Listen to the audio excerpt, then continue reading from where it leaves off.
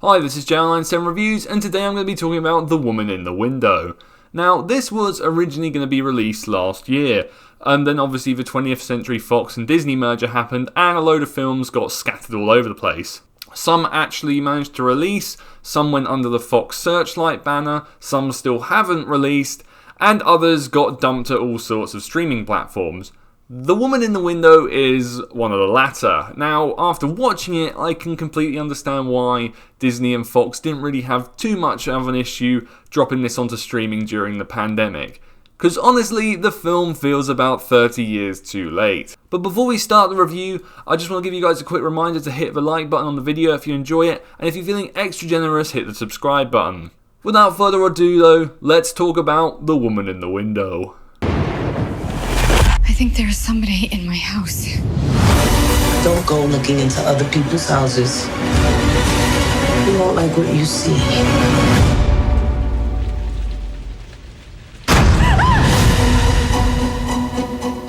The Woman in the Window sees an agoraphobic woman, played by Amy Adams, living alone in a New York apartment, where she begins spying on her new neighbours only to witness a disturbing act of violence. Swap out the agoraphobia for a broken leg and you'll think to yourself, hang on, that sounds familiar. And you would be correct, because it is essentially the same premise as Alfred Hitchcock's 1954 classic thriller, Rear Window. Hitch, however, has nothing to worry about here, with this goofy, ridiculous mess of a 90s feeling trashy thriller certainly not reaching the heights of his influencer. On its own though, it does have its strong moments and highlights of potential, but ultimately falls smack bang into a puddle of mediocrity. From a tonal and narrative perspective, the film is all over the place. Starting as a raw, drug and drink influenced paranoid thriller due to the lead character's crippling anxiety and agoraphobia, to a borderline hilarious over-the-top rooftop finale clash and various almost pantomime-esque situations, the film just doesn't know what it wants to be. The film's structure is essentially to barrage you with twist after twist, watch Amy Adams stumble around her apartment watching better films than this, and to copy beats from Rear Window.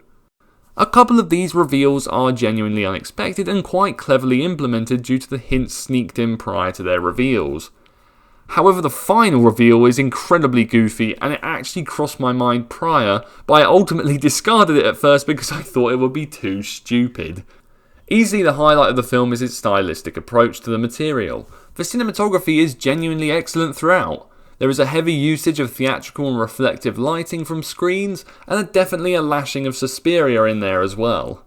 The framing, camera movements, and some whole shots are straight up copied from Rear Window, with the inclusions of modern elements and props. There is also frequent trippy psychological imagery for the scene transitions, which I also approve of.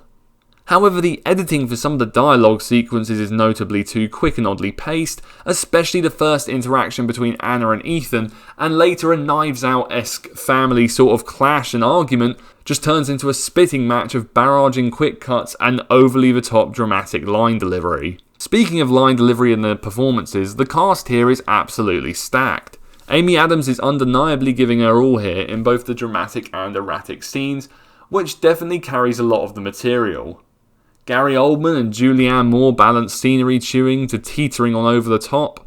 Jennifer Jason Leigh and Anthony Mackie are unfortunately both wasted though, and Wyatt Russell, Brian Tyree Henry and Fred Hinchinger are all solid here, though the latter is plagued by poor dialogue and his character's journey. The Woman in the Window is honestly a disappointment because I was genuinely looking forward to it, and as I mentioned at the start, I really can't blame Disney and Fox for shipping it off to Netflix. Though it features strong visual elements, some undeniably silly fun and creative twists, and a committed lead performance, its cliched, unfocused and choppy story stumbles around as much as its off-her-face lead character, and as enthusiastic as the performances are, the cast is largely wasted on this material. Watch The Woman in the Window from the 1940s instead. It's a good noir film that everyone should check out. It's better than this. Thanks for watching the video guys, I hope you enjoyed it. Let me know in the comments if you've seen the film, or what's your favourite sort of psychological thriller mystery. As always, please like, comment, subscribe, it means a lot, and I will speak again soon on the next video. Cheers.